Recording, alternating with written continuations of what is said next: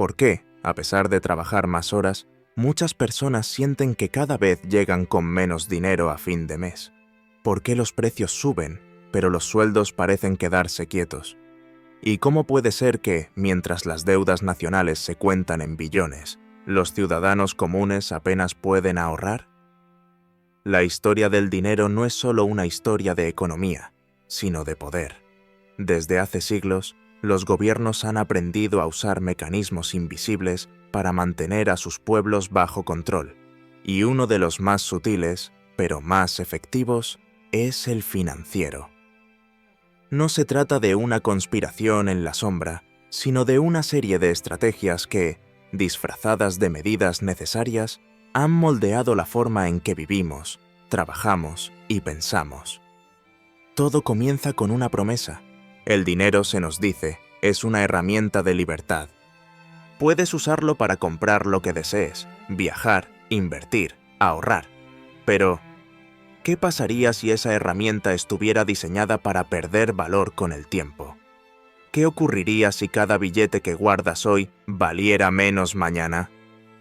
Ahí entra en juego la inflación, esa palabra que suena técnica pero que, en realidad, significa algo muy simple. El valor de tu dinero se derrite lentamente. Si guardas 100 monedas durante 10 años, su poder de compra se reduce, aunque el número siga siendo el mismo. ¿Y quién decide eso?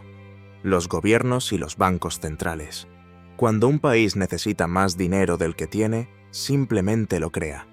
No imprime solo billetes, sino también deuda. Así nacen los bonos, los préstamos internacionales, los rescates financieros. Suena complejo, pero en realidad es como si alguien tuviera una máquina mágica para crear riqueza, con la única condición de que tú, el ciudadano común, pagues las consecuencias en forma de impuestos y pérdida de poder adquisitivo. Pensemos en la deuda pública. Cada país tiene una montaña de ella. Nos dicen que es inevitable, que todos los gobiernos tienen deuda, como si fuera algo natural. Pero, ¿te has preguntado quién compra esa deuda?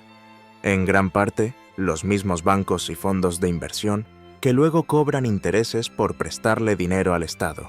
Es decir, el dinero que se genera con tu trabajo y tus impuestos acaba regresando a quienes ya tienen más.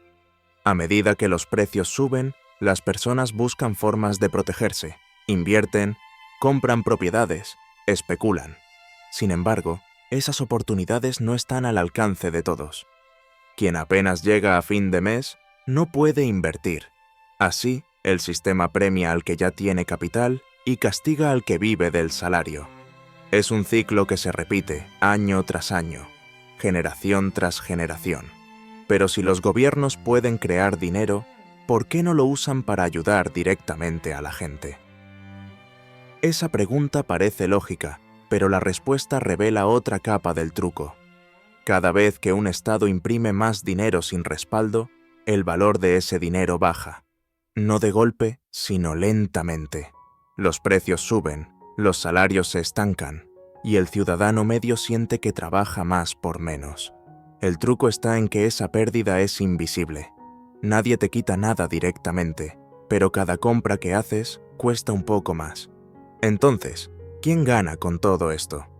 Los que están más cerca del origen del dinero. Cuando se crea dinero nuevo, primero pasa por los bancos, las grandes empresas y los gobiernos. Ellos pueden usarlo cuando aún tiene su máximo valor. Tú lo recibes después, cuando ya ha perdido parte de su fuerza. Es lo que algunos economistas llaman el efecto Cantillon, una ventaja silenciosa que beneficia a los poderosos y empobrece, poco a poco, a todos los demás.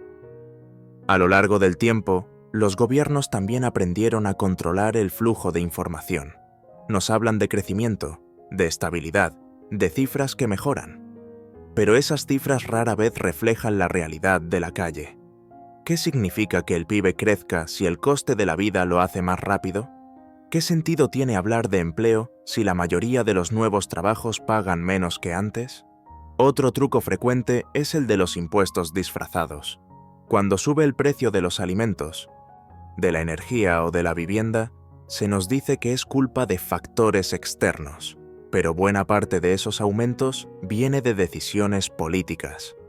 Los gobiernos necesitan recaudar más, y lo hacen sin subir los impuestos directamente, permitiendo que el dinero pierda valor o añadiendo tasas pequeñas, casi imperceptibles, en cada transacción.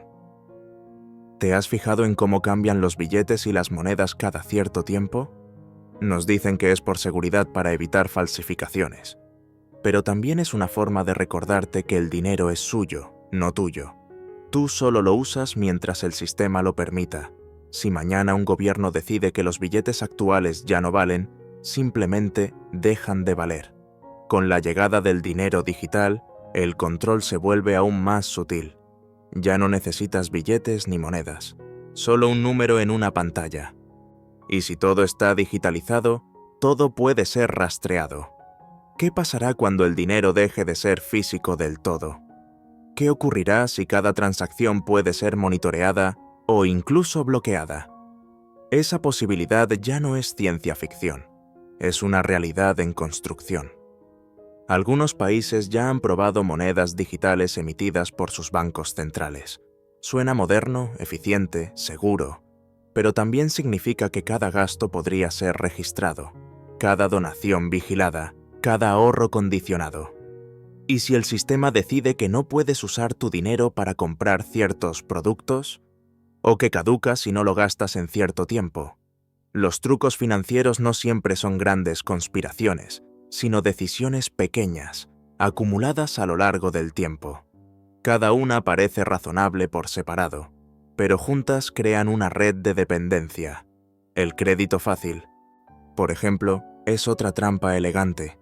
Nos acostumbran a vivir a base de préstamos, hipotecas, tarjetas. Se presenta como libertad, pero en realidad es una forma de esclavitud moderna. Trabajas para pagar intereses, no para prosperar. Y mientras lo haces, el sistema sigue girando. ¿Te has preguntado por qué los bancos pueden prestarte dinero que no tienen? Ese es uno de los mayores secretos del sistema financiero moderno. Gracias a la reserva fraccionaria, los bancos solo guardan una pequeña parte del dinero que tú depositas. El resto lo prestan. Si todos los clientes fueran a sacar su dinero el mismo día, el banco no podría devolverlo. Pero el truco es que eso casi nunca ocurre. Este mecanismo crea dinero de la nada, igual que los gobiernos cuando emiten deuda. Así, el sistema financiero entero se sostiene sobre la confianza. Mientras creas que tu dinero está seguro, todo funciona. Pero si la confianza se rompe, el castillo de naipes se derrumba. Entonces, ¿qué puedes hacer tú? ¿Hay alguna salida real de este círculo? Esa es la pregunta que se repite en cada época. En el pasado, la gente buscó refugio en el oro, en la tierra, en bienes tangibles. Hoy, algunos buscan en las criptomonedas o en nuevas formas de economía descentralizada. Pero incluso esas alternativas no están exentas de riesgos. El punto clave es entender que el sistema no está diseñado para que todos ganen. Está diseñado para que funcione, y eso implica que algunos prosperen mientras otros apenas sobreviven.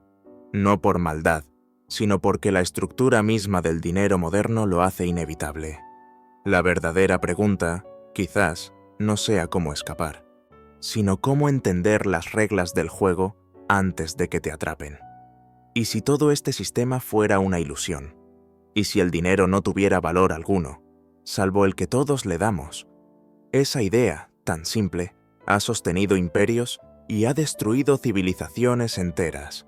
Porque al final, los trucos financieros que usan los gobiernos no se basan solo en economía, se basan en psicología, en la confianza, en el miedo, en la costumbre, en que no cuestiones por qué, tras trabajar toda una vida, tienes menos de lo que esperabas.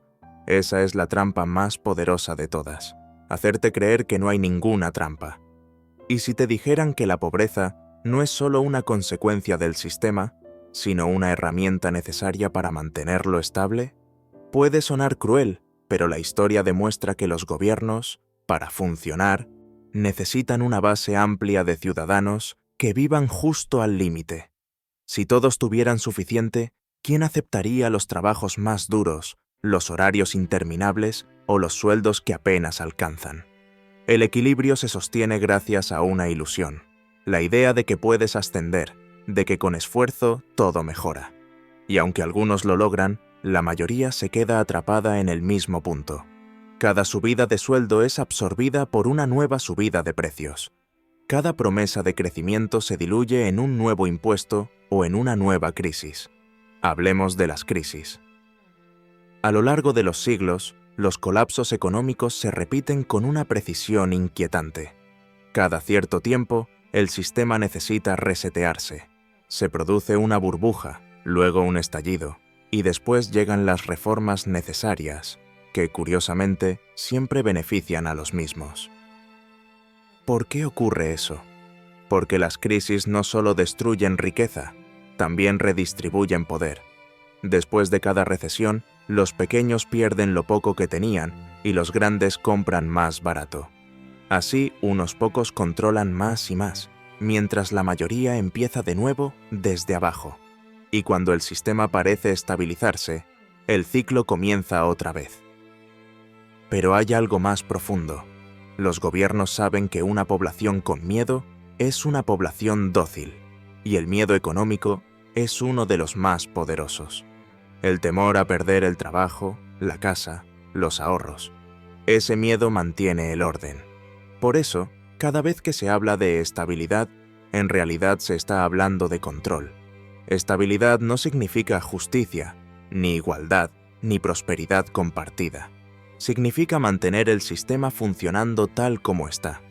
Pensemos en los impuestos. Nos dicen que son el precio que pagamos por vivir en sociedad, que gracias a ellos tenemos carreteras, hospitales, educación. Pero, ¿qué pasa cuando esos impuestos se usan para pagar intereses de deudas o rescatar bancos? ¿Sigue siendo justo? ¿O se convierte en una transferencia silenciosa de riqueza desde abajo hacia arriba? Cuando un gobierno rescata a una gran empresa, lo hace con tu dinero. Pero cuando tú tienes un problema, nadie rescata tu economía. Esa asimetría no es casual, es parte del diseño. Los poderosos no pueden caer, porque si caen, arrastran al sistema. Los débiles, en cambio, son reemplazables. Otra herramienta de manipulación es la propaganda económica. Los gobiernos saben que la percepción es tan importante como la realidad. Si la gente cree que las cosas van bien, gasta más, se endeuda más y mantiene el motor encendido. Por eso los datos se presentan de formas que suenen optimistas: el crecimiento del 2%, la inflación controlada, la recuperación en marcha. Pero el ciudadano común no vive en estadísticas, vive en precios, vive en la factura de la luz, en el alquiler, en el carrito del supermercado. Cuando la economía crece, pero tú sigues ajustando cada gasto, ¿realmente estás mejor? A veces, la manipulación se disfraza de progreso. Las tarjetas de crédito, por ejemplo, nacieron como una manera de facilitar las compras, pero pronto se convirtieron en cadenas invisibles. Pagas con facilidad, pero lo que no ves son los intereses que crecen cada mes. Así, el consumo se convierte en deuda y la deuda en dependencia. Y cuando una sociedad entera se acostumbra a vivir endeudada, se vuelve predecible. Las personas endeudadas no se rebelan, trabajan más, temen perder su empleo, aceptan condiciones injustas. Esa es la verdadera función de la deuda masiva, mantener la obediencia. ¿Y las nuevas tecnologías? También forman parte del juego.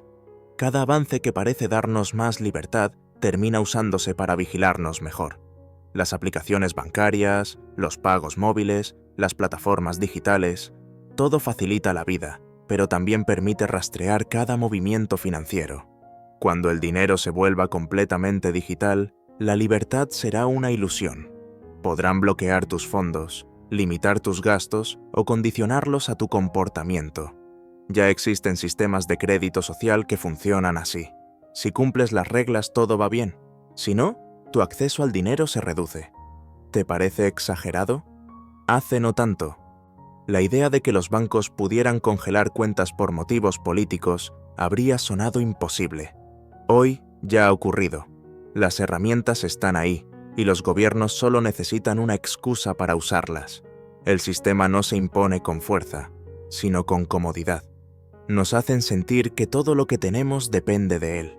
Nos dicen que sin bancos no hay progreso, sin deuda no hay crecimiento, sin impuestos no hay sociedad. Pero, ¿y si todo eso fuera solo una narrativa cuidadosamente construida para mantenernos dentro del juego? La verdadera riqueza no es el dinero, sino el control sobre el tiempo, la información y la autonomía. Pero eso no conviene a quienes manejan el tablero. Por eso, en lugar de enseñarte a pensar en independencia, te enseñan a desear más cosas. El consumismo no es solo un hábito, es una estrategia política. Si siempre necesitas algo más, nunca tendrás suficiente. Si siempre estás comparándote, nunca serás libre. Y así, el sistema logra su propósito más silencioso: mantenerte ocupado. Mientras trabajas, pagas y compras, no preguntas, no te detienes a pensar en por qué todo funciona de esta manera. Pero, ¿qué pasaría si un día la gente dejara de jugar?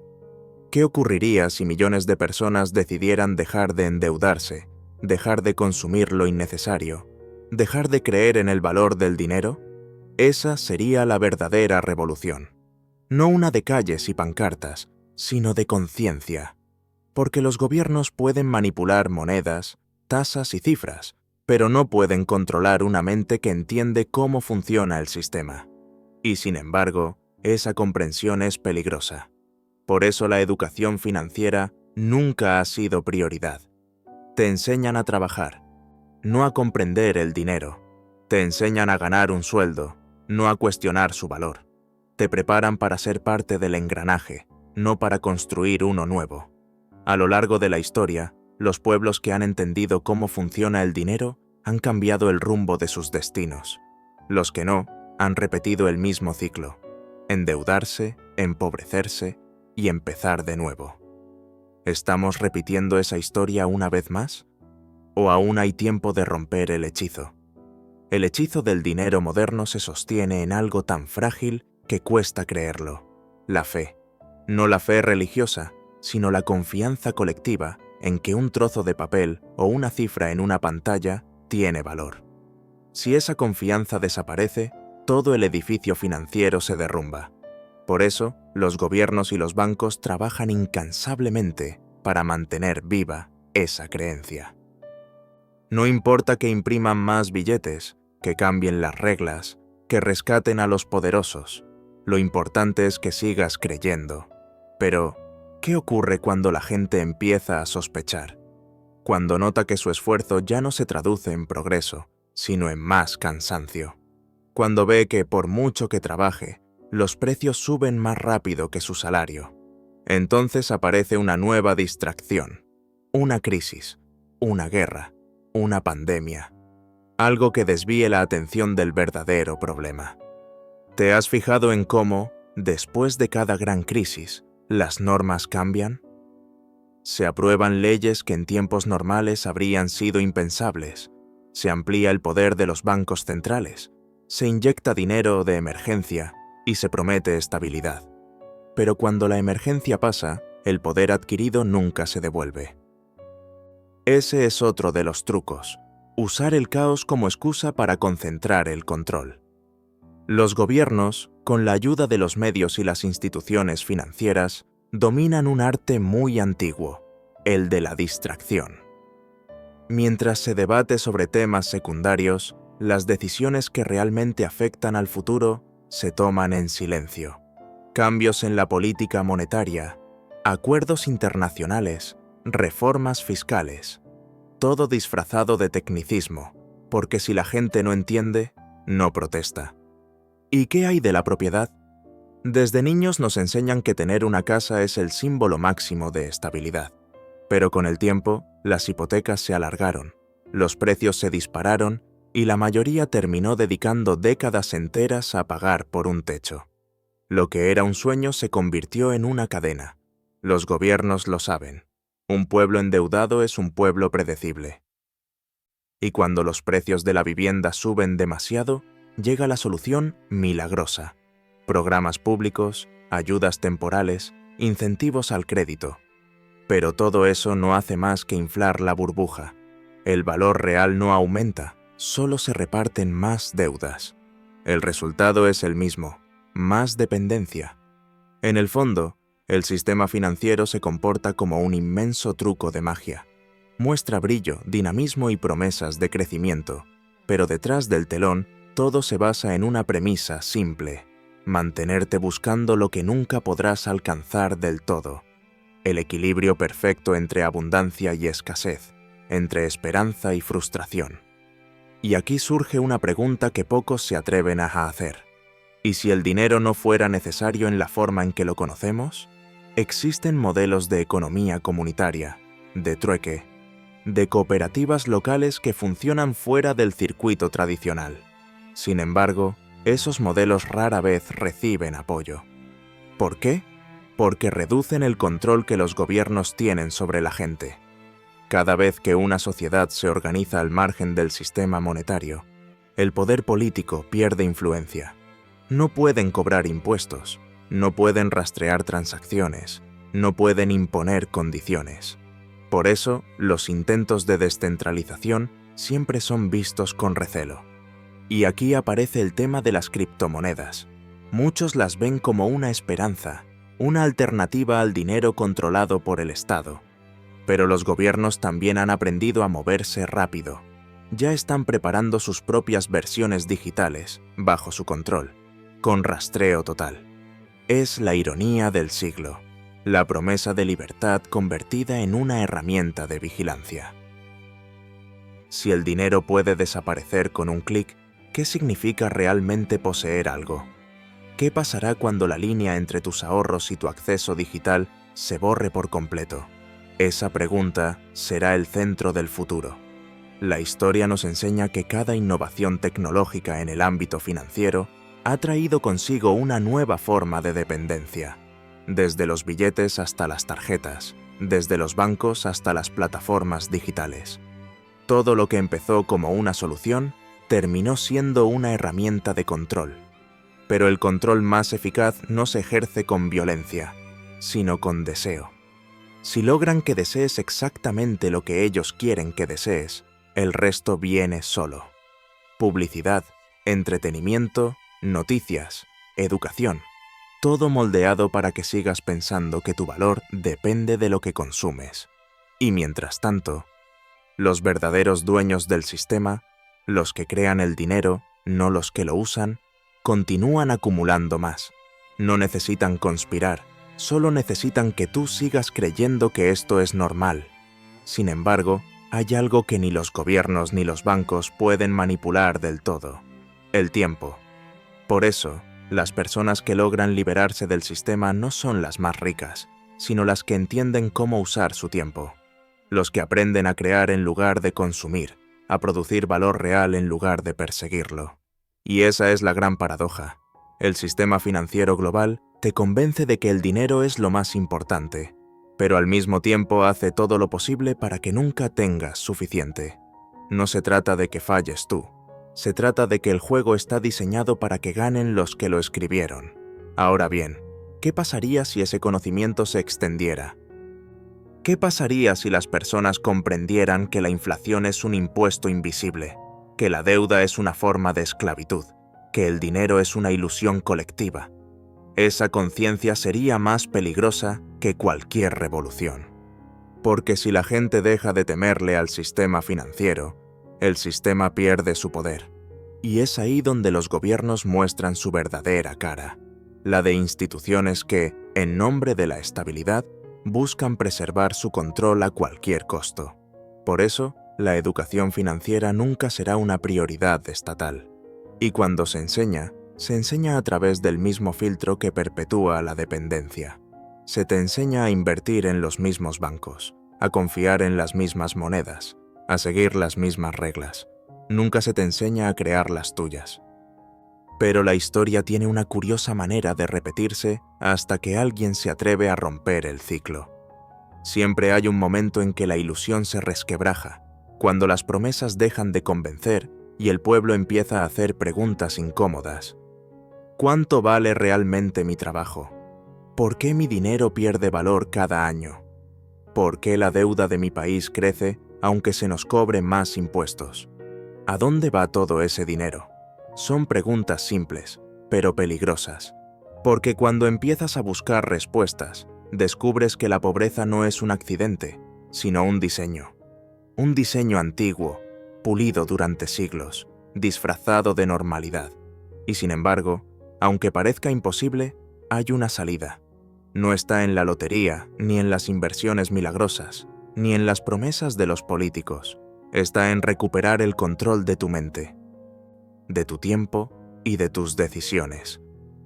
La libertad económica comienza cuando entiendes que el dinero no te define, que puedes construir valor fuera del sistema, que puedes decidir no jugar con las cartas marcadas. La verdadera pregunta no es si los gobiernos usan trucos financieros para mantenerte pobre. La pregunta es, ¿seguirás cayendo en ellos? La pobreza, tal como la conocemos hoy, no es simplemente falta de dinero, es falta de poder. Es la sensación de que las reglas del juego están escritas en un idioma que nadie te enseñó a leer. Y en cierto modo, así es. Porque el lenguaje del dinero fue diseñado para ser complicado, para que dependas de otros para entenderlo. Economistas, asesores, bancos, gobiernos. Todos ellos parecen saber algo que tú no sabes.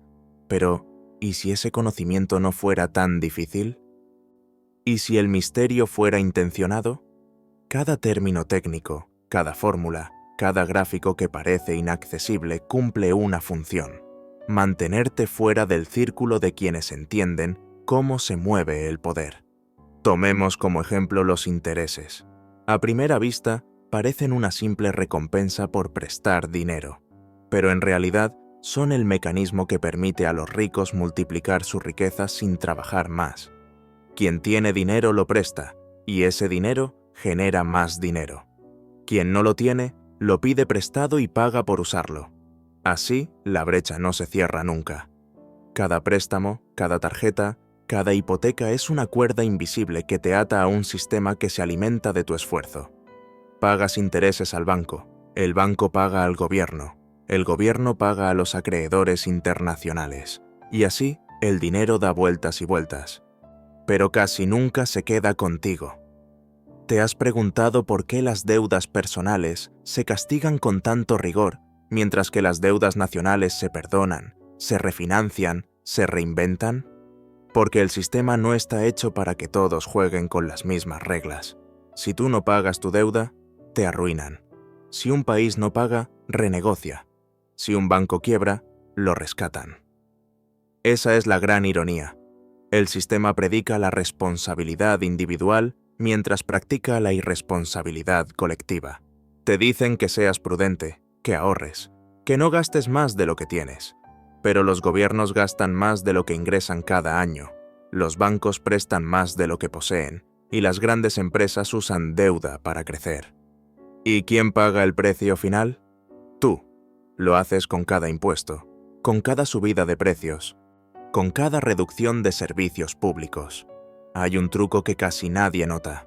Cuando el dinero pierde valor, los gobiernos se benefician. Su deuda se vuelve más barata en términos reales. Si deben 1 billón y la inflación sube, ese billón se vuelve más fácil de pagar. Pero tus ahorros, tus sueldos, tus pensiones pierden valor al mismo ritmo. Lo que para ellos es alivio, para ti es empobrecimiento. Por eso, cuando escuches que la inflación está controlada, recuerda que ese control no significa que no te afecte. Significa que el sistema ha decidido cuánta pérdida estás dispuesto a tolerar sin rebelarte. Otro truco está en la forma en que medimos la riqueza. Nos dicen que el Producto Interno Bruto crece, que el mercado está fuerte, que la economía va bien. Pero esas cifras no miden tu bienestar, miden la actividad económica total. No si puedes pagar la calefacción o llenar la nevera. Si el gobierno gasta miles de millones en rescatar empresas, el PIB sube. Pero tú sigues igual o peor. El crecimiento económico se ha convertido en una religión moderna. Los gobiernos lo persiguen como si fuera un fin en sí mismo, aunque ese crecimiento no se traduzca en prosperidad real. Lo importante no es que vivas mejor, sino que las estadísticas muestren movimiento. Y así seguimos, generación tras generación, repitiendo las mismas palabras: crisis, recuperación, crecimiento, inflación. Palabras que ya no significan nada concreto, pero que sirven para mantener la ilusión de que todo está bajo control. La educación juega un papel crucial en este juego. Desde pequeños, se nos enseña a ser buenos empleados, no buenos administradores. Aprendemos a obedecer horarios, a cumplir metas, a depender de un sueldo, pero casi nadie nos enseña a entender el dinero, a invertir, a crear valor por cuenta propia. Esa omisión no es casualidad. Un pueblo financieramente educado sería un pueblo difícil de manipular, y eso no conviene. La deuda estudiantil, por ejemplo, en algunos países se ha convertido en una forma de control. Jóvenes endeudados durante décadas, obligados a aceptar cualquier trabajo para sobrevivir. Un ciudadano endeudado es un ciudadano predecible. No arriesga, no protesta, no desafía el sistema. Y cuando finalmente logra pagar su deuda, ya es demasiado tarde. Ha entregado sus mejores años a un sistema que se alimenta de su energía y lo recompensa con promesas vacías. ¿Y qué pasa con el ahorro? Durante siglos se nos dijo que ahorrar era la clave del éxito. Pero en un mundo donde el dinero pierde valor constantemente, ahorrar ya no es una virtud, es una trampa. Guardas tu dinero y el tiempo lo erosiona. Inviertes y el riesgo te devora. No hay refugio seguro. Esa es otra de las grandes paradojas del sistema. Te castiga tanto por gastar como por guardar. Si gastas, te endeudas. Si ahorras, pierdes poder adquisitivo. El juego está diseñado para que siempre te falte algo. Y mientras tanto, los gobiernos continúan ampliando su poder a través de los bancos centrales. Estas instituciones, que no fueron elegidas por nadie, deciden cuánto vale tu dinero, cuánta deuda se emite y quién recibe las primeras gotas de ese dinero recién creado. Son los árbitros de una partida en la que también son jugadores. ¿Y tú? Tú solo ves el resultado. Los precios suben, los salarios no. Te dicen que es el mercado, pero el mercado ya no es libre. Está dirigido. La pobreza moderna no siempre se mide por lo que tienes, sino por lo que puedes perder. Y en un mundo donde todo depende del dinero, la salud, la vivienda, la educación, la pérdida de poder adquisitivo equivale a la pérdida de libertad. Por eso, la pregunta no es cuánto ganas, sino cuánto control tienes sobre tu propia vida. El sistema financiero no necesita que todos sean pobres. Solo necesita que la mayoría esté lo suficientemente ocupada tratando de no serlo. Esa es la trampa perfecta, mantenerte corriendo detrás de algo que siempre se aleja un poco más. Y lo más sorprendente es que, a pesar de todo, seguimos creyendo. Creemos en los bancos, en los gobiernos, en las promesas de estabilidad. Creemos porque tememos lo contrario. Un mundo sin esas estructuras nos aterra, pero el cambio, cuando llegue, no será por decreto ni por protesta, será por comprensión. Cuando suficientes personas entiendan que el dinero no tiene valor propio, que el poder económico se sostiene sobre la confianza colectiva y que esa confianza puede redirigirse, entonces el sistema cambiará. Hasta entonces, los trucos continuarán. Los gobiernos seguirán imprimiendo, endeudando, distrayendo. Y el ciudadano medio seguirá preguntándose por qué, después de tanto trabajo, sigue sintiéndose pobre. Tal vez la respuesta esté más cerca de lo que creemos. No se trata de ganar más dinero, sino de entender mejor el juego. Pero ¿cómo empezó todo? ¿En qué momento el dinero, que debía servir para facilitar el intercambio entre las personas, se convirtió en una herramienta de control? Para entenderlo hay que mirar atrás, mucho antes de que existieran los bancos centrales o las tarjetas de crédito. En sus orígenes, el dinero era una promesa, un simple papel que decía: esto vale tanto como una cantidad de oro guardada en algún lugar seguro. Durante siglos, esa promesa fue creíble, pero con el tiempo, Los gobiernos descubrieron algo. Podían crear más dinero del que realmente tenían en reservas. ¿Quién iba a comprobarlo? ¿Quién podría detenerlos si todos confiaban en ese papel? Esa fue la primera gran trampa financiera de la historia moderna, el nacimiento del dinero sin respaldo. Y, aunque parezca algo técnico, no lo es. Porque el día en que el dinero dejó de estar respaldado por algo tangible como el oro, los gobiernos adquirieron el poder de manipular su valor a su antojo. Podían imprimir más, podían crear inflación, podían reducir el valor del ahorro de las personas sin que nadie se diera cuenta de inmediato. Fue un golpe maestro.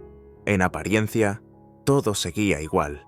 Los billetes valían lo mismo, las monedas brillaban igual, pero por debajo, el sistema se había vuelto completamente dependiente de la confianza y sobre todo del control. Pero, ¿por qué haría eso un gobierno? ¿Por qué destruir el valor de su propio dinero? Porque necesitaba financiar guerras, rescates, proyectos y promesas. Y para hacerlo sin subir los impuestos, solo había una forma: crear dinero de la nada. Así, con cada billete impreso, el valor del dinero existente se diluía un poco más. Era como si alguien llenara una copa de vino con agua, y poco a poco, el sabor desapareciera. El vino seguía pareciendo vino, pero ya no lo era del todo. Décadas más tarde, cuando los ciudadanos comenzaron a notar que su dinero valía cada vez menos, ya era demasiado tarde. El sistema estaba completamente diseñado para mantener esa ilusión. Los salarios subían, sí, pero también los precios. Las cifras crecían, pero el poder adquisitivo se desplomaba. ¿Y quién se beneficiaba de todo eso? Aquellos que podían acceder al dinero antes que los demás. Los gobiernos, los bancos y las grandes corporaciones. Ellos recibían el dinero recién creado, fresco, con su valor intacto, mientras que los ciudadanos lo recibían después, cuando ya se había diluido. Este fenómeno tiene un nombre: el efecto Cantillon. Aunque suene complejo, la idea es sencilla. Imagina que se imprime una gran cantidad de dinero y se entrega primero a los bancos o al gobierno. Esos nuevos fondos se gastan en proyectos, inversiones o rescates. Los precios aún no han subido, así que quienes reciben primero ese dinero pueden comprar más cosas con él. Pero cuando ese dinero comienza a circular entre el resto de la población, los precios ya han aumentado. Es como una ola que arrasa el valor de los últimos en recibir el dinero: los trabajadores, los pequeños ahorradores, la gente común. Y aquí surge una pregunta inquietante. Si los gobiernos y los bancos saben esto, ¿por qué no cambian el sistema? La respuesta es simple: porque este sistema los beneficia. Mantiene a las personas dependientes, endeudadas y distraídas. Cada vez que los precios suben, la gente trabaja más para mantener su nivel de vida. Cada vez que los impuestos aumentan, el Estado se fortalece. Y cada vez que hay una crisis, los responsables son los mismos que luego se presentan como salvadores. Pero el truco más sutil no está en la inflación ni en los impuestos. Está en la deuda. Todo el sistema moderno se sostiene sobre una enorme montaña de deuda que crece sin parar. Gobiernos, empresas y ciudadanos viven endeudados. Y aunque parezca algo inevitable, fue cuidadosamente diseñado así.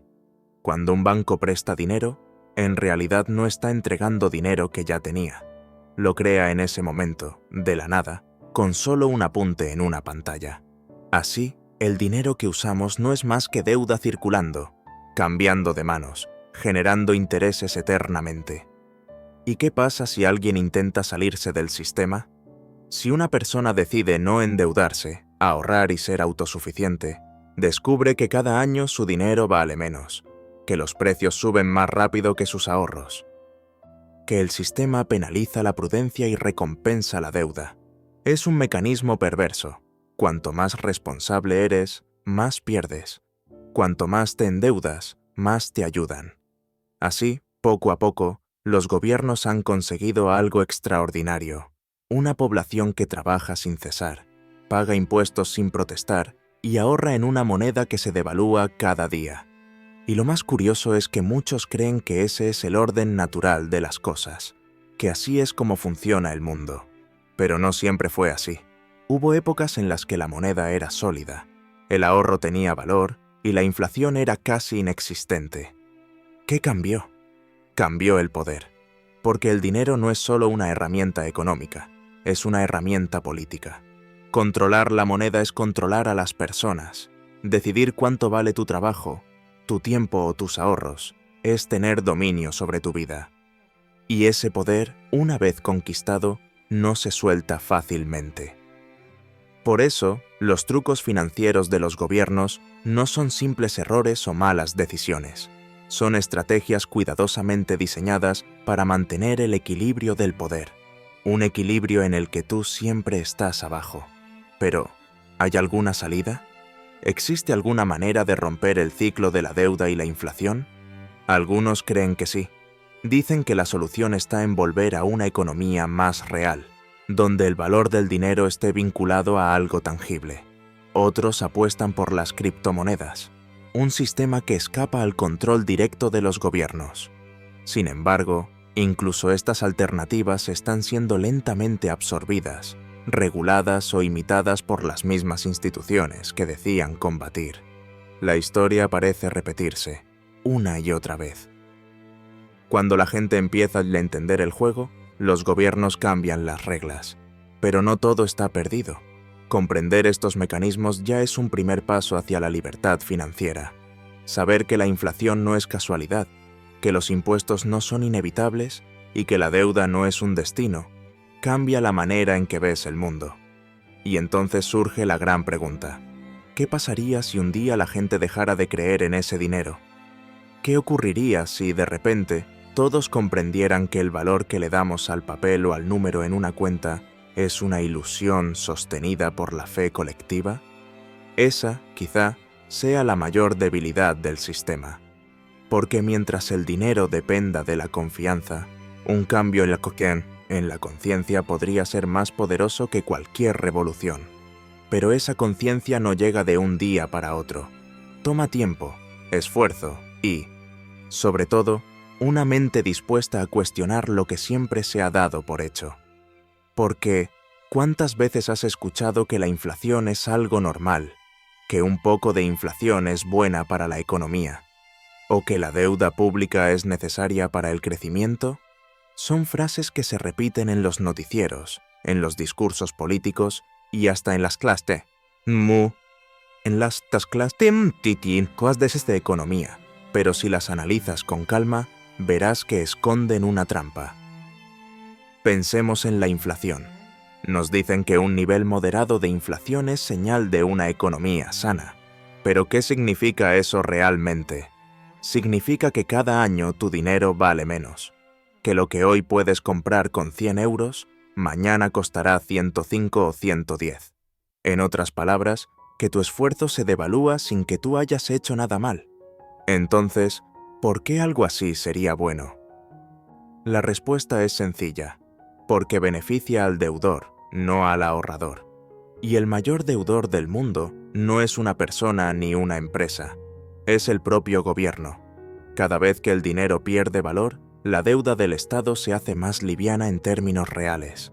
Es como si debieras 1.000 euros, pero al cabo de unos años esos 1.000 euros ya no compraran lo mismo. Pagas lo mismo, pero vale menos. Así, la inflación actúa como un impuesto invisible, una forma de transferencia de riqueza desde los ciudadanos hacia los gobiernos y las élites financieras. Nadie la vota, nadie la aprueba, pero todos la pagan. ¿Y qué hay de los impuestos?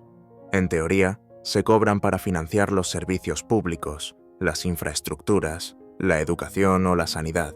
Pero en la práctica, una parte enorme de ese dinero se destina a pagar intereses de la deuda o mantener estructuras burocráticas ineficientes. Mientras tanto, las grandes corporaciones y los más ricos utilizan mecanismos legales para reducir al mínimo su contribución. Paradójicamente, quienes más trabajan, más pagan. Y quienes más tienen, menos aportan. ¿No resulta curioso que un sistema tan avanzado siga castigando a los que producen y premiando a los que especulan? El tercer gran truco está en cómo se manipula la percepción de la riqueza. Nos han hecho creer que si los precios de las casas suben, todos nos volvemos más ricos. Pero eso solo es cierto si vendes tu casa y te mudas a un lugar más barato. En realidad, cuando los precios suben, lo que ocurre es que cada vez más personas quedan fuera del mercado. Los jóvenes no pueden comprar, las familias se endeudan por décadas y los bancos se llenan los bolsillos con intereses. Esa riqueza que muestran los titulares es solo una ilusión inflada por la deuda. Y aquí aparece otro concepto clave: la expansión del crédito. Los bancos no crean dinero físico, crean deuda. Cada vez que alguien pide un préstamo, se genera nuevo dinero. Ese dinero no existía antes. Aparece con un clic, respaldado únicamente por la promesa de que algún día será devuelto con intereses.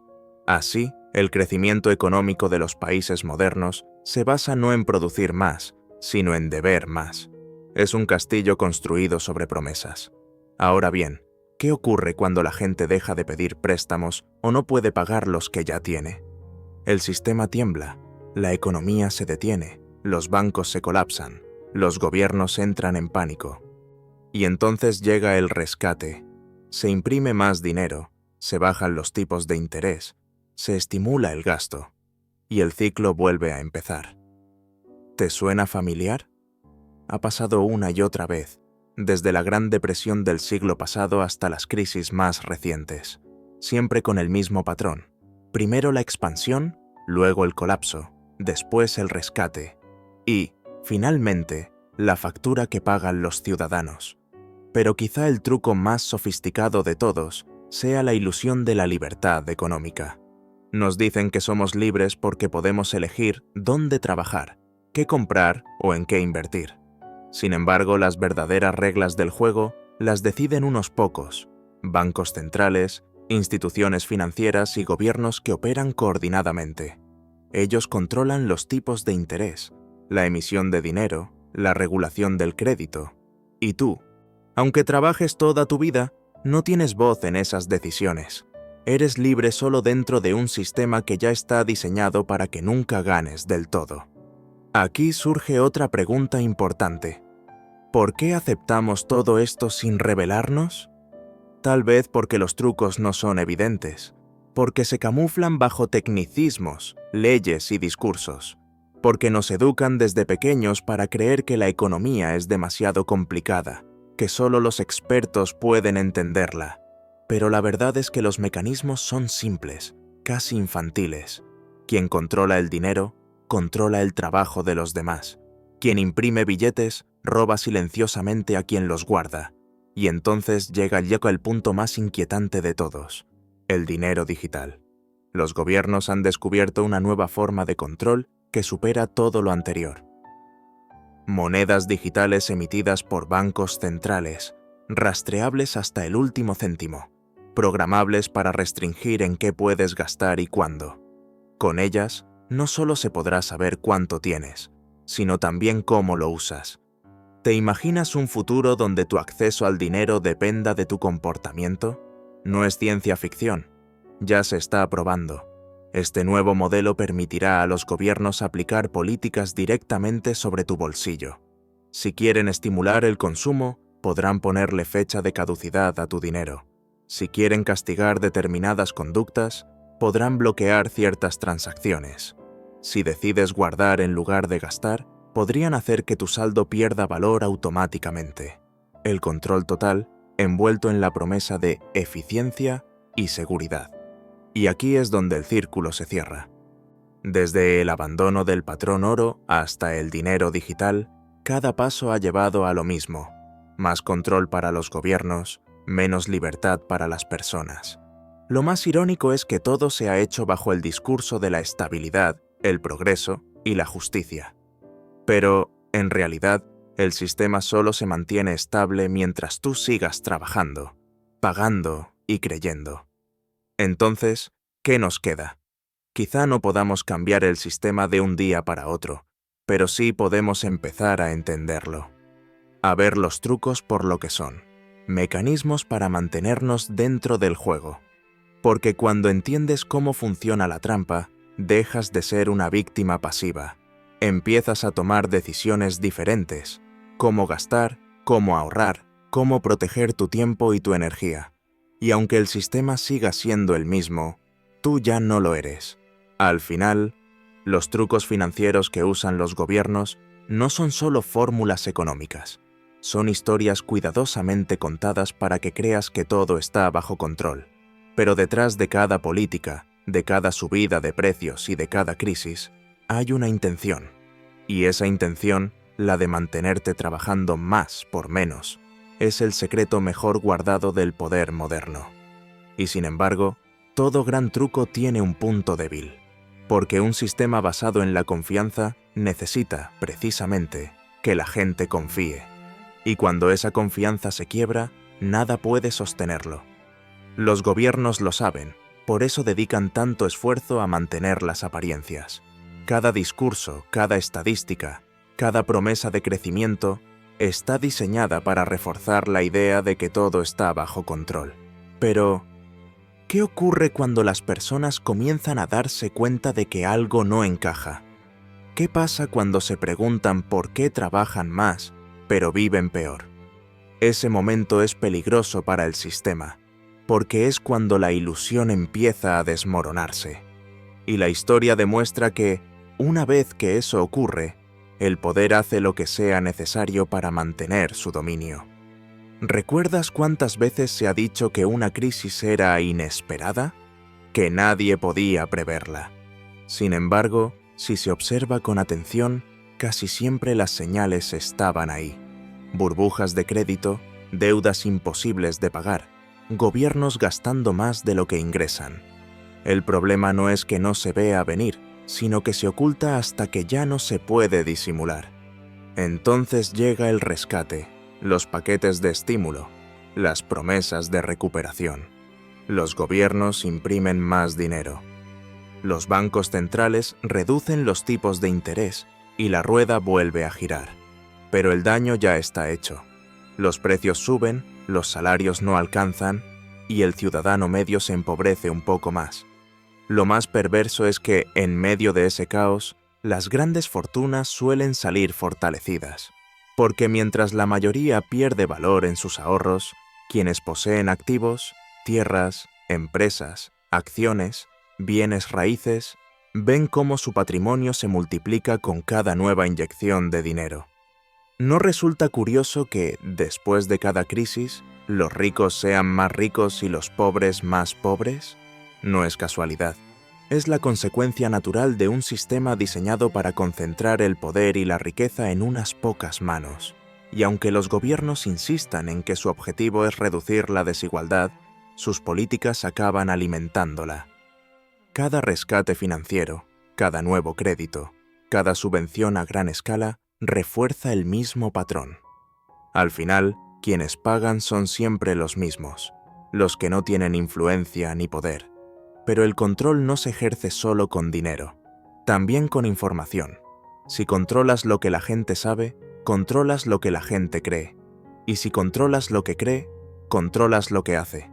Por eso los gobiernos y los grandes medios económicos repiten los mismos mensajes una y otra vez: que la inflación es necesaria, que la deuda pública es una herramienta de progreso, que imprimir dinero es una forma moderna de estimular la economía, y lo repiten con tanta insistencia que termina pareciendo verdad. Pocos se preguntan, ¿quién se beneficia realmente de estas decisiones? ¿Quién gana cuando la moneda pierde valor? ¿Quién gana cuando los intereses bajan a cero? ¿Quién gana cuando la deuda crece sin límite? En todos los casos, la respuesta es la misma: quienes están más cerca de la fuente del dinero. Aquellos que pueden acceder al crédito barato, invertir antes que los demás, influir en las decisiones políticas. Mientras tanto, el resto vive con la ilusión de participar en una economía libre. Pero hay algo que el poder no puede controlar completamente: el pensamiento crítico.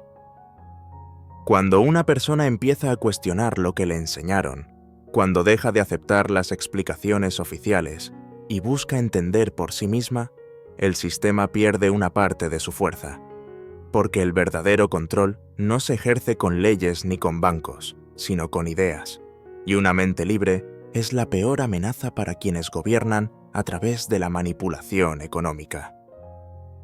Imagina por un momento lo que ocurriría si millones de personas comprendieran que el dinero no representa trabajo real, sino deuda creada artificialmente.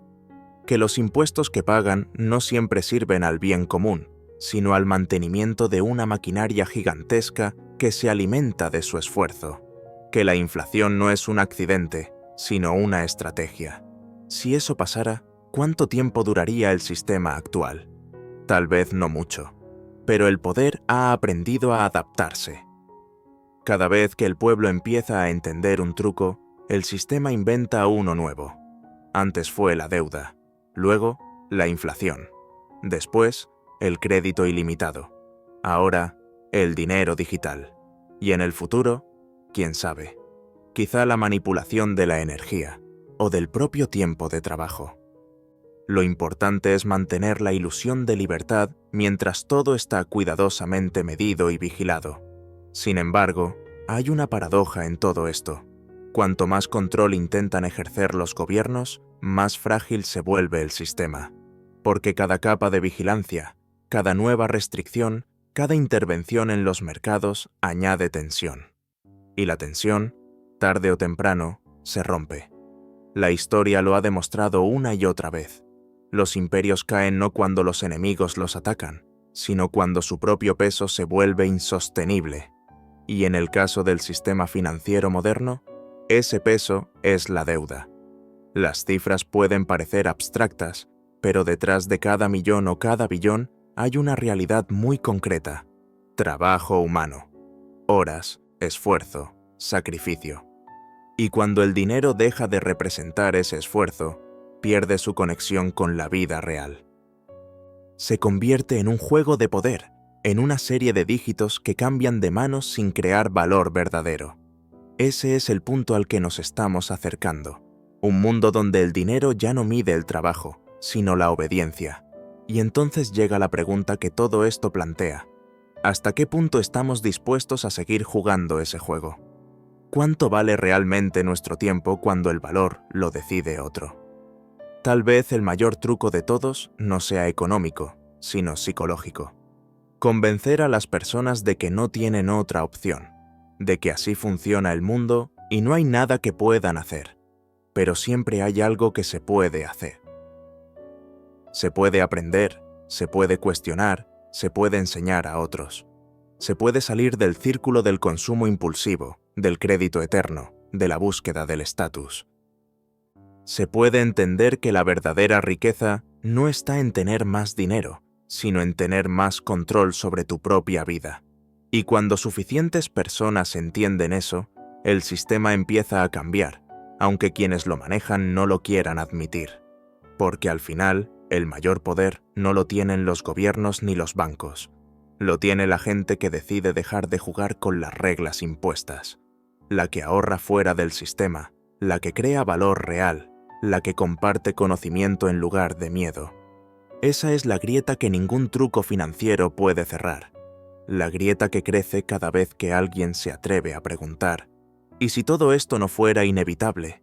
Y ahí es donde comienza el verdadero despertar. No con una revolución violenta, ni con un colapso repentino del sistema, sino con algo mucho más silencioso y poderoso: la comprensión. Porque cuando entiendes cómo funciona el dinero, dejas de temerle. Cuando comprendes de dónde viene la inflación, ya no te engañan con discursos vacíos. Y cuando descubres que los impuestos no son solo una obligación, sino una herramienta de control, comienzas a ver el tablero completo. El poder necesita que creas que eres pequeño, que pienses que tus decisiones individuales no tienen impacto. Pero la historia demuestra que las grandes transformaciones nacen de millones de gestos pequeños. Gente que deja de endeudarse, que empieza a ahorrar con inteligencia, que se informa, que enseña a otros. Y eso, aunque parezca insignificante, erosiona los cimientos del control. Porque el sistema financiero no se sostiene con leyes, sino con fe. Y cuando la fe se rompe, la estructura entera tiembla. Pero, ¿qué ocurre cuando los gobiernos sienten que pierden el control? Reaccionan con nuevas estrategias, introducen restricciones, inventan nuevos impuestos, prometen soluciones milagrosas y, por supuesto, buscan chivos expiatorios, culpan a las empresas, a los ricos, a los especuladores, a las circunstancias externas. Lo que nunca admiten es que el problema está en su propio modelo, en un sistema que solo sobrevive generando más deuda, más inflación, más dependencia. Piénsalo. Si el dinero puede crearse infinitamente, ¿por qué siempre hay escasez? ¿Por qué la mayoría vive al límite mientras una minoría concentra la abundancia? La respuesta es incómoda, porque el dinero no se reparte equitativamente, sino estratégicamente. No se entrega a quienes lo necesitan, sino a quienes lo multiplican en beneficio de los poderosos. Cada préstamo, cada subvención, cada rescate tiene un destinatario cuidadosamente elegido. Y detrás de cada cifra hay un intercambio de poder.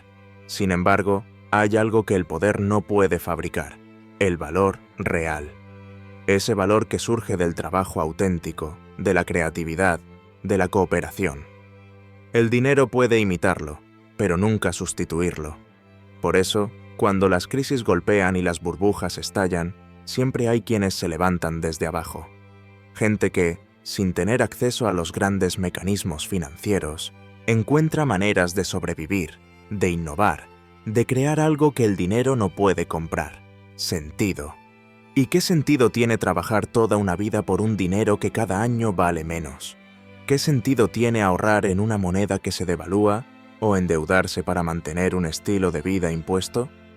Esas son las preguntas que el sistema no quiere que te hagas, porque cuando empiezas a cuestionarlas, te das cuenta de que el verdadero propósito no es prosperar, sino mantenerte ocupado, trabajando, pagando, consumiendo, siempre corriendo detrás de una meta que se aleja cada vez más.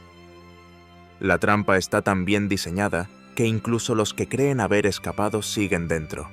Los mercados financieros, las criptomonedas, las inversiones libres parecen ofrecer independencia, pero muchas veces son extensiones del mismo juego, solo que con nuevas reglas.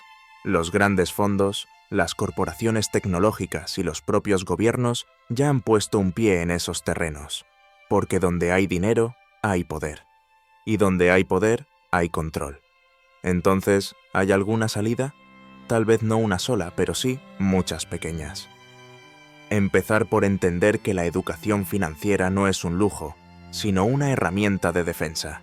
Que el ahorro no tiene sentido si no está protegido de la inflación. Que el trabajo debe servir a la libertad, no a la deuda. Y, sobre todo, que la riqueza no se mide en lo que tienes, sino en lo que puedes decidir sin miedo. El miedo es el pegamento del sistema. Miedo a perder el empleo, a no poder pagar, a no tener suficiente. Ese miedo te mantiene atado. Pero cuando aprendes a vivir con menos dependencia, el miedo se disuelve. Descubres que no necesitas tanto como te hicieron creer. Que el consumo no da felicidad, que el lujo no da libertad. Que la estabilidad no depende del gobierno, sino de tus elecciones. En ese punto, el sistema empieza a perder poder sobre ti. Porque un ciudadano que entiende el dinero, que no vive endeudado, que piensa por sí mismo, es imposible de controlar. Por eso los gobiernos prefieren una población distraída, entretenida con espectáculos, saturada de información irrelevante y preocupada por el día a día. Mientras tanto, las grandes decisiones se toman en despachos cerrados, donde nadie vota ni opina. Pero el conocimiento se filtra. Las verdades siempre encuentran camino. Por eso, a pesar de todos los esfuerzos por mantener la ilusión, cada vez más personas están abriendo los ojos. Ven que los bancos centrales ya no pueden sostener una deuda infinita, que las monedas pierden valor más rápido que nunca, que las promesas políticas ya no bastan para tapar las grietas. Y entonces surge una posibilidad que el poder teme más que cualquier protesta: la autogestión. Comunidades que crean sus propios sistemas de intercambio, su propia energía, su propio conocimiento. Gente que deja de depender del crédito y empieza a depender de sí misma. Pequeños actos de independencia que sumados forman una corriente imparable. ¿Será ese el futuro? Un mundo donde las personas recuperen el control de su trabajo, de su dinero, de su tiempo. Tal vez, pero no sin resistencia, porque el poder no se entrega, se defiende. Y cuando un sistema siente que está perdiendo el control, puede volverse impredecible. Puede recurrir a nuevas crisis, a nuevos miedos, a nuevas guerras. Todo con tal de mantener viva la ilusión. Por eso, la verdadera revolución no empieza fuera, sino dentro. En cada mente que deja de aceptar lo establecido. En cada persona que decide mirar más allá del precio y entender el valor. En cada ciudadano que elige la libertad sobre la comodidad. Porque al final, los trucos financieros de los gobiernos solo funcionan mientras tú no los veas. El día que los entiendas, dejan de ser trucos y se convierten en lo que siempre fueron: mecanismos de poder disfrazados de progreso. Y cuando eso ocurra, cuando suficientes personas comprendan que la pobreza no es un fallo del sistema, sino su consecuencia natural, el juego habrá terminado. No porque alguien lo destruya, sino porque ya nadie querrá jugarlo. Pero si todo el sistema está hecho para mantenernos dentro de una ilusión, ¿hay alguna forma de escapar de ella? La mayoría de la gente ni siquiera se plantea esa pregunta. Creen que su única opción es trabajar más, esforzarse más, ahorrar más. Pero, ¿qué pasa si el ahorro también está manipulado? ¿Qué pasa si incluso cuando guardas tu dinero, sigues perdiendo poder adquisitivo sin darte cuenta? Eso es exactamente lo que ocurre. Cuando los gobiernos imprimen dinero sin respaldo, el valor de la moneda cae. Lo que ayer comprabas con 100, hoy cuesta 110. No porque las cosas sean más valiosas, sino porque tu dinero vale menos. Ese proceso, silencioso y constante, se llama inflación. Y aunque se hable de ella como si fuera algo inevitable, en realidad es una de las herramientas más antiguas que los gobiernos han usado para quedarse con parte de tu riqueza sin que te rebeles. Imagina que tienes 1000 monedas guardadas en una caja. No las tocas, confías en que estarán ahí para el futuro. Pero con el tiempo, el precio de todo sube. Lo que antes costaba 10, ahora cuesta 20. Tus 1000 monedas siguen siendo las mismas, pero su poder ha disminuido a la mitad.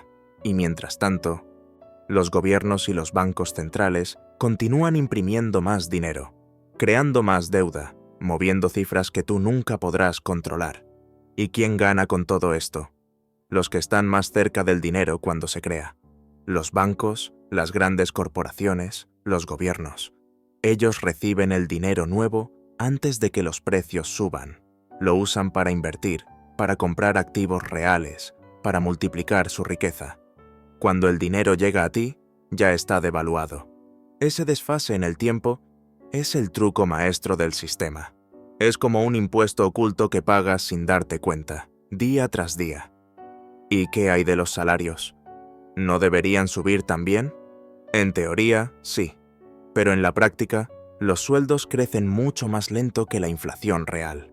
Mientras los precios se disparan, tus ingresos apenas cambian. Y cada año trabajas más para mantener el mismo nivel de vida. Es un ciclo diseñado para mantenerte en movimiento, sin descanso, sin tiempo para cuestionarte nada. Algunos pensarán que eso es solo mala suerte, que es la economía, que así funcionan las cosas. Pero no es casualidad. Es una estrategia cuidadosamente sostenida. Los gobiernos necesitan que la población dependa de ellos, que no pueda independizarse, que siempre necesite subsidios, ayudas, beneficios. Cuanto más dependas del Estado, menos cuestionarás sus decisiones. Entonces surge otra pregunta. Si el sistema está manipulado desde la base, ¿por qué no colapsa? La respuesta es simple: porque el miedo lo sostiene. Miedo a perder el trabajo, miedo a no tener dinero, miedo a que todo se derrumbe. Ese miedo mantiene el equilibrio. Las personas aceptan impuestos cada vez más altos, deudas crecientes y promesas vacías a cambio de una sensación de estabilidad. Y si alguna vez alguien intenta romper las reglas del juego, el sistema se defiende. Los países que desafían el modelo financiero mundial son aislados, sancionados, señalados, no porque representen un peligro real, sino porque demuestran que hay alternativas. El control depende de que creas que no las hay. Pero aquí viene lo más irónico. El dinero, en su forma moderna, ya no representa riqueza real, solo representa confianza. Confianza en que el gobierno que lo emite no abusará de su poder. Confianza en que el banco donde guardas tus ahorros no colapsará. Confianza en que todo seguirá funcionando igual mañana. Sin esa confianza, todo el sistema se desmoronaría en cuestión de días. Y si el dinero solo es confianza, ¿qué sucede cuando la gente empieza a perderla? Esa es la gran pregunta que los gobiernos temen. Por eso se esfuerzan tanto en mantenerte distraído, ocupado, endeudado. Porque cuando dejas de creer, su poder desaparece. Cada crisis financiera, cada rescate bancario, cada aumento de impuestos, cada promesa incumplida, sirve para reforzar la narrativa de que sin ellos, todo se viene abajo. Pero lo cierto es que muchas veces son ellos quienes provocan los problemas que luego dicen resolver. ¿Recuerdas la crisis de hace más de una década, cuando millones de personas perdieron sus casas, sus empleos, sus ahorros? Los responsables fueron rescatados, los culpables salieron indemnes, el ciudadano común, en cambio, fue quien pagó la factura. Esa fue la lección. El sistema no castiga los errores de los poderosos, solo los de los que no tienen poder. Y lo más perverso es que, tras cada colapso, el sistema renace más fuerte, más centralizado, más controlado. Se crean nuevas leyes, nuevas instituciones, nuevos impuestos, siempre con la misma promesa: evitar que vuelva a ocurrir. Pero, de algún modo, siempre vuelve a ocurrir. Entonces, ¿qué pasaría si la gente empezara a entender que no necesita tanto del sistema como le hicieron creer? ¿Qué ocurriría si millones de personas decidieran dejar de depender de la deuda, del crédito, del dinero fácil? Tal vez ese sería el comienzo de una verdadera independencia. A lo largo de la historia, quienes han tratado de proteger su riqueza fuera del sistema han sido vistos como rebeldes o locos, pero curiosamente son los mismos que más tarde sobreviven a las crisis. Porque entienden una verdad simple: el dinero que depende del poder puede desaparecer de un día para otro. Los gobiernos no temen a los ricos, temen a los libres, y la libertad financiera es el primer paso hacia la libertad real. Pero, ¿cómo se alcanza esa libertad en un mundo que ha sido diseñado precisamente para evitarla? Esa pregunta, todavía, no tiene una respuesta definitiva, pero descubrirla es el camino que muchos empiezan a recorrer. Y es justo en ese punto donde comienza la siguiente parte de esta historia. Porque, aunque parezca imposible, existen grietas en el sistema. Lugares donde las reglas ya no se aplican igual. Espacios en los que la gente está empezando a despertar. ¿Podrían esas grietas convertirse en el principio del fin de un modelo que lleva siglos oprimiendo a las masas? ¿O solo serán otro espejismo más? ¿Una promesa de libertad que acabará siendo absorbida por el mismo sistema al que intenta vencer? Eso aún está por verse. Esas grietas comenzaron como susurros, ideas que se esparcieron sin hacer ruido entre quienes habían perdido la fe en el dinero tradicional. Personas que ya no confiaban en las promesas del gobierno ni en los bancos que decían proteger su futuro. Y aunque al principio fueron pocos, su número empezó a crecer. Algunos buscaron refugio en bienes reales, como el oro, la tierra o el arte. Otros se refugiaron en nuevas tecnologías que desafiaban las reglas del sistema financiero. Pero todos compartían una misma sensación. Estaban cansados de jugar un juego en el que las cartas siempre estaban marcadas. El sistema, sin embargo, observaba. No podía permitir que demasiada gente saliera del tablero. Cada intento de independencia económica representaba una amenaza, porque el control sobre el dinero es también el control sobre las personas. Así que comenzaron las campañas. Los gobiernos y los medios calificaron esas ideas como peligrosas, inestables, ilegales. Les dieron nombres que generaban miedo. Y, poco a poco, lograron que la mayoría de la población las rechazara sin entenderlas. Pero, ¿por qué tanto miedo a que las personas tengan control sobre su propio dinero? La respuesta es sencilla. Quien controla la emisión del dinero controla el tiempo, el esfuerzo y el valor del trabajo de millones de personas. Si la gente dejara de necesitar intermediarios, los gobiernos perderían su poder más grande. Pensemos un momento en lo que realmente significa el dinero. No es solo papel o una cifra en la pantalla del banco. Es una representación del tiempo que invertiste en trabajar, del conocimiento que aplicaste, del esfuerzo que pusiste en crear algo. Es la forma en la que el sistema mide tu contribución a la sociedad. Pero si ese sistema puede devaluar tu esfuerzo con solo imprimir más billetes, ¿realmente estás siendo recompensado por tu trabajo? Ahora bien, ¿qué pasaría si existiera una manera de almacenar valor que no pudiera ser manipulada por nadie? ¿Una forma de riqueza que no dependiera de las decisiones de un político o de un banquero? La historia reciente nos muestra que algunas personas ya están buscando ese camino. No todos lo entienden todavía, pero la semilla ya está plantada. Los gobiernos, mientras tanto, han aprendido a disfrazar sus estrategias. Ya no imprimen dinero directamente en grandes cantidades, sin motivo aparente. Ahora lo hacen de forma más sofisticada. Crean programas de estímulo, rescates, subsidios, ayudas que suenan bien, pero esconden la misma trampa: más deuda. Cada moneda nueva que entra en circulación representa deuda. Y esa deuda, tarde o temprano, alguien la tiene que pagar. Y adivina quién la paga. No son los bancos, no son los grandes fondos, no son las élites. Son las personas comunes, los trabajadores que pagan impuestos, los que ven cómo sus ahorros pierden valor año tras año, los que se esfuerzan en mantener a flote una economía que los devora lentamente. Pero aquí surge otra pregunta. Si todos saben que el sistema no funciona, ¿por qué nadie lo cambia? Porque los que podrían hacerlo no tienen interés en hacerlo. Y los que tienen interés no tienen poder.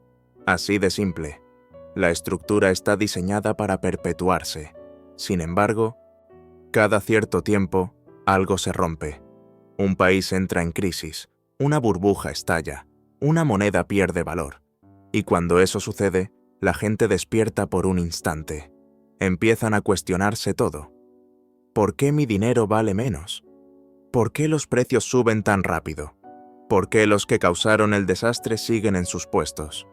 Pero pronto llega la calma, y el ciclo se repite. Lo más sorprendente es que el sistema siempre encuentra una forma de presentarse como salvador. Después de provocar el incendio, aparece con un balde de agua, y la gente, desesperada, lo vuelve a recibir con gratitud.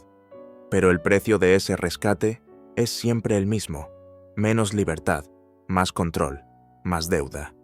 Los gobiernos saben que la mayoría de las personas no entienden cómo funciona el dinero.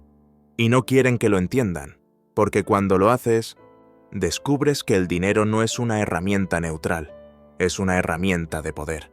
Y como toda herramienta de poder, está diseñada para beneficiar a quienes la manejan. Por eso las escuelas no enseñan educación financiera real. Por eso los medios no hablan de cómo se crea el dinero. Por eso la mayoría de la gente ni siquiera se pregunta de dónde sale el dinero que usa cada día. No conviene que lo hagan. Cuantas menos preguntas se hagan, más fácil es mantener la ilusión. Y aquí viene una de las verdades más incómodas. El sistema no necesita que seas pobre, necesita que dependas, que necesites créditos, préstamos, hipotecas, que trabajes por un salario justo lo suficiente para no rendirte, pero nunca tanto como para liberarte. La deuda es el arma invisible que garantiza tu obediencia. ¿Te has dado cuenta de que casi todo en la vida moderna está diseñado para endeudarte? La educación, la vivienda, los coches, los estudios universitarios, incluso la salud. Todo está estructurado de manera que te veas obligado a financiarlo. Así, trabajas no para ti, sino para pagar lo que ya debes. Y mientras tanto, los que controlan la deuda se enriquecen. No porque produzcan algo, sino porque poseen el poder de decidir quién puede acceder al dinero y quién no. Ellos crean las reglas, y tú las cumples. Sin embargo, algo está cambiando. Cada vez más personas empiezan a comprender que la riqueza no está en tener más dinero, sino en tener más control sobre tu tiempo y tus decisiones. Que la verdadera independencia no se mide en euros o en dólares, sino en la capacidad de no necesitar pedir permiso para vivir como deseas. Pero, ¿es posible alcanzar ese nivel de libertad en un mundo tan profundamente atado al sistema financiero? Esa es la gran incógnita. Tal vez la respuesta no esté en huir del sistema, sino en entenderlo mejor que nadie, en aprender cómo juega, para poder jugar distinto. Porque al final, el truco más grande que han hecho los gobiernos no es robarte tu dinero, es hacerte creer que no tienes otra opción. Y mientras la gente despierta, comienzan a surgir nuevas formas de relacionarse con el dinero y el trabajo. Algunos crean comunidades donde se comparten recursos sin depender de bancos ni créditos. Otros invierten tiempo en aprender habilidades que les permitan generar valor real sin intermediarios. Se comprende que la verdadera riqueza no se mide en billetes, sino en libertad para decidir, en tiempo disponible, en autonomía sobre la propia vida. El sistema financiero, que hasta ahora parecía inmutable, empieza a mostrar grietas. Cada persona que entiende cómo funciona deja de ser una pieza pasiva. Cada decisión consciente, cada elección de no endeudarse o de no depender de subsidios, erosiona lentamente el poder que antes parecía absoluto. Y aunque el sistema siga ofreciendo distracciones y falsas promesas de seguridad, ya no puede sostener la ilusión de manera completa. Algunos se preguntan, ¿es posible vivir completamente fuera del sistema?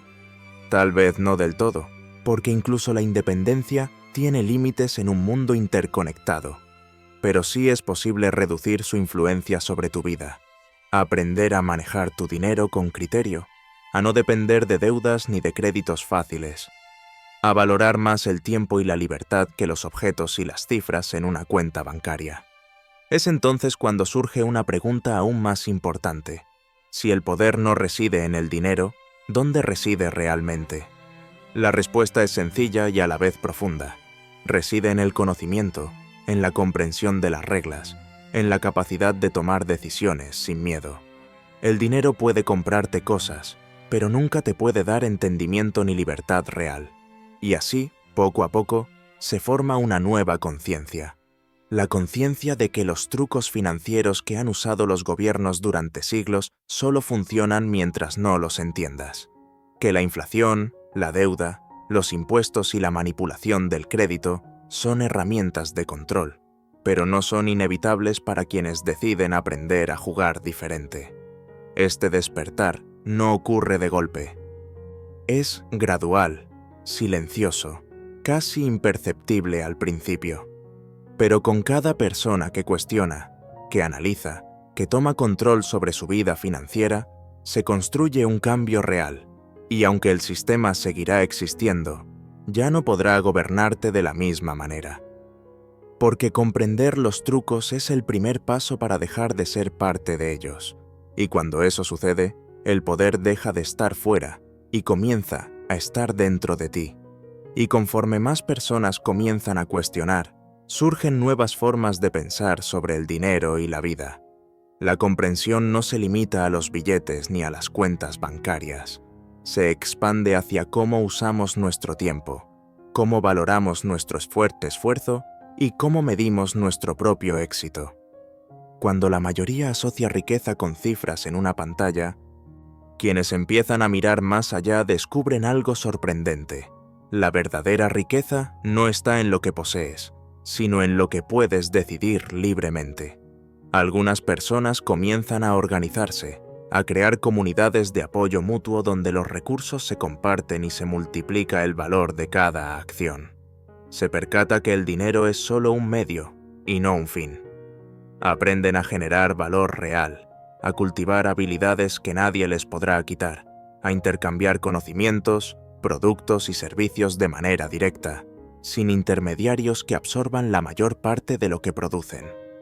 Este tipo de independencia, aunque pequeña al principio, va creciendo como un hilo que deshilacha lentamente la estructura que parecía impenetrable.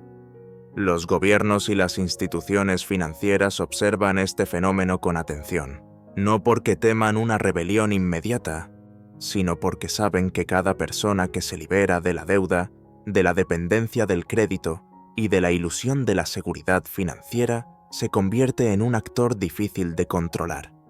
Cada acto de conciencia financiera es una grieta más en la muralla que mantiene a la mayoría atrapada.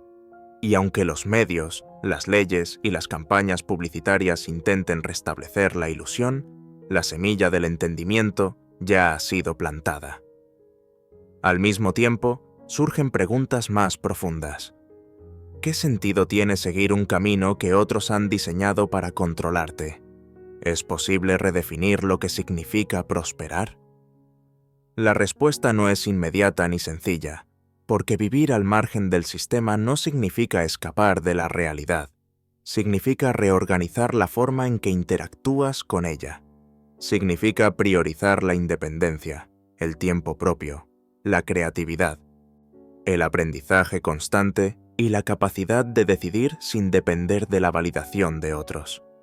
Muchos descubren que el sistema no se sostiene únicamente con dinero, sino con la creencia y el miedo. Miedo a perder lo que se tiene, miedo a no alcanzar lo que se cree necesario, miedo a cuestionar lo establecido. Y cuando se comprende esto, la dinámica cambia. La verdadera riqueza se convierte en la libertad de pensar, elegir y actuar por uno mismo, sin que cada decisión dependa de las reglas creadas por quienes controlan el dinero. A medida que estas ideas se difunden, incluso aquellos que no poseen grandes cantidades de dinero comienzan a sentirse más poderosos. Aprenden que pueden reducir su dependencia de deudas y créditos, que pueden invertir su tiempo en crear valor en lugar de comprar ilusiones, que pueden proteger su esfuerzo del desgaste que provoca la inflación y el control externo.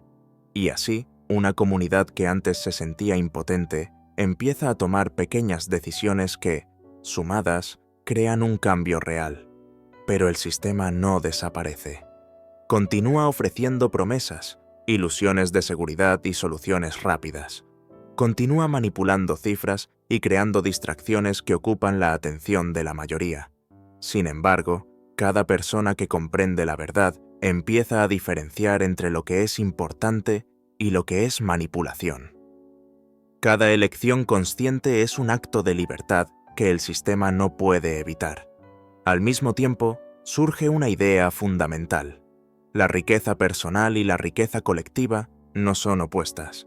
Mientras más personas comprenden cómo funciona el dinero y cómo proteger su esfuerzo, más fuerte se vuelve la capacidad de crear comunidades resilientes, economías alternativas y sistemas de intercambio que no dependen de la manipulación de unos pocos.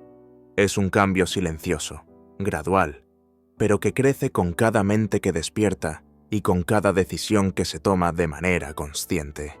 El aprendizaje se convierte en la herramienta más poderosa. No basta con ahorrar o invertir.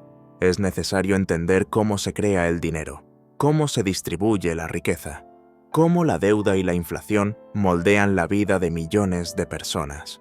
Y cuando alguien alcanza ese nivel de entendimiento, ya no es víctima de las estrategias de control. Se convierte en un observador crítico, capaz de actuar con inteligencia y autonomía. Aún así, esta libertad tiene un precio: el esfuerzo por pensar por uno mismo en un mundo que recompensa la obediencia. No es un camino fácil, porque requiere cuestionar creencias arraigadas y resistir la presión social de conformarse con la norma. Pero es también el camino que lleva a la independencia real, al control sobre la propia vida y, finalmente, a la comprensión de que la verdadera riqueza nunca estuvo en el dinero que otros crean y distribuyen, sino en la capacidad de decidir cómo vivir sin depender de un sistema diseñado para mantenerte limitado. Así, el ciclo continúa. Por un lado, los gobiernos y las instituciones financieras intentan mantener la ilusión y el control. Por otro, las personas que despiertan empiezan a construir alternativas, a cultivar autonomía, a valorar su tiempo y su esfuerzo por encima de las cifras en una cuenta bancaria. Y aunque el cambio es lento y silencioso, cada acción consciente es una grieta más en un sistema que durante siglos se sostuvo sobre la ignorancia y la dependencia. Y en ese espacio entre control y libertad, entre ilusión y comprensión, surge una pregunta final.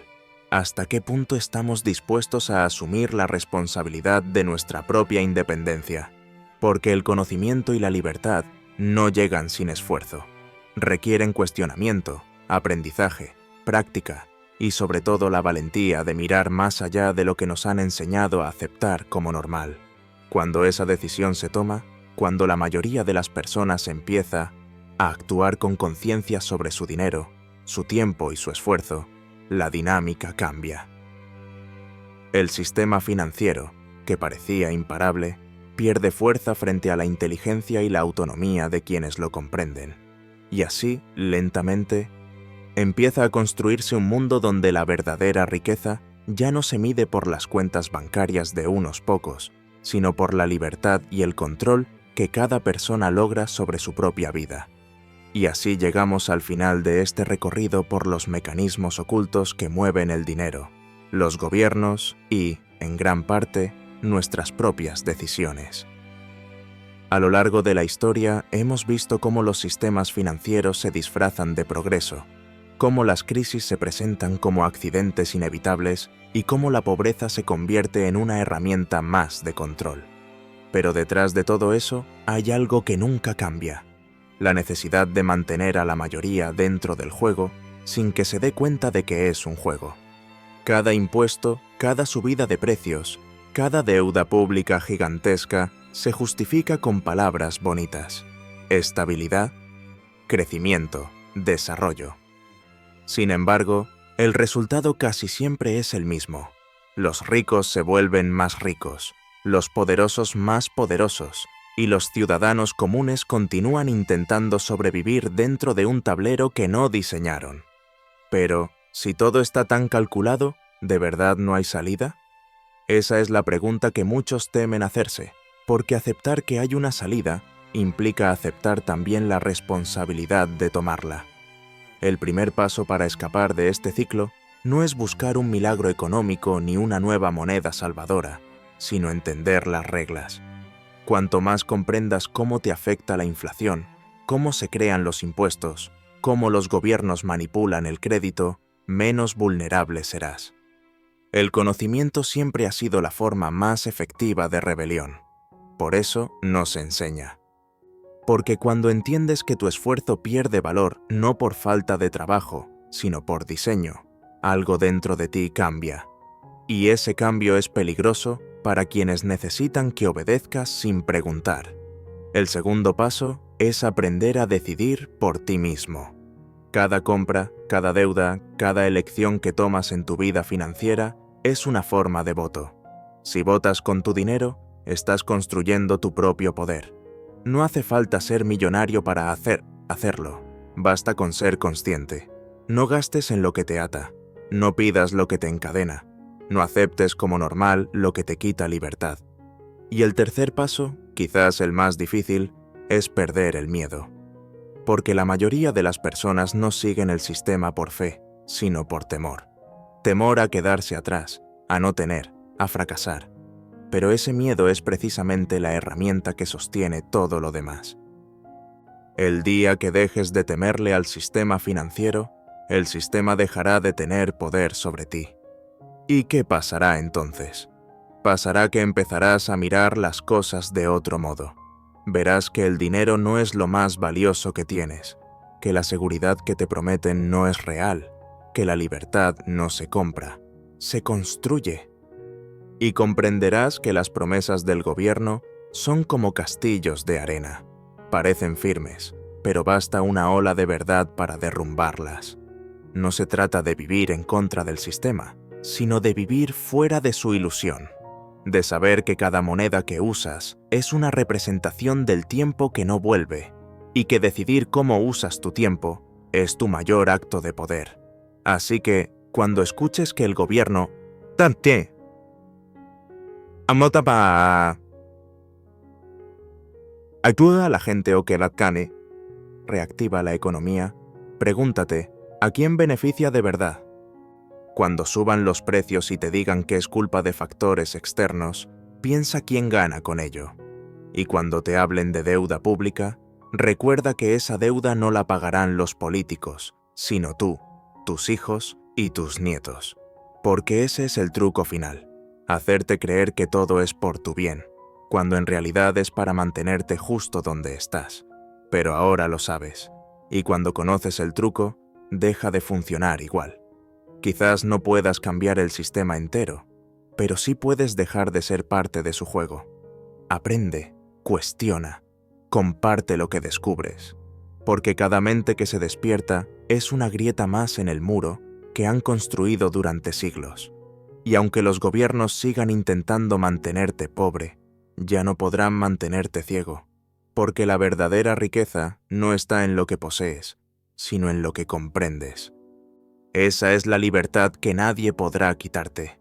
Esa es la revolución silenciosa que empieza dentro de ti. Y aunque el sistema siga ahí, cada persona que despierte será una prueba de que el poder nunca fue suyo. Siempre fue nuestro.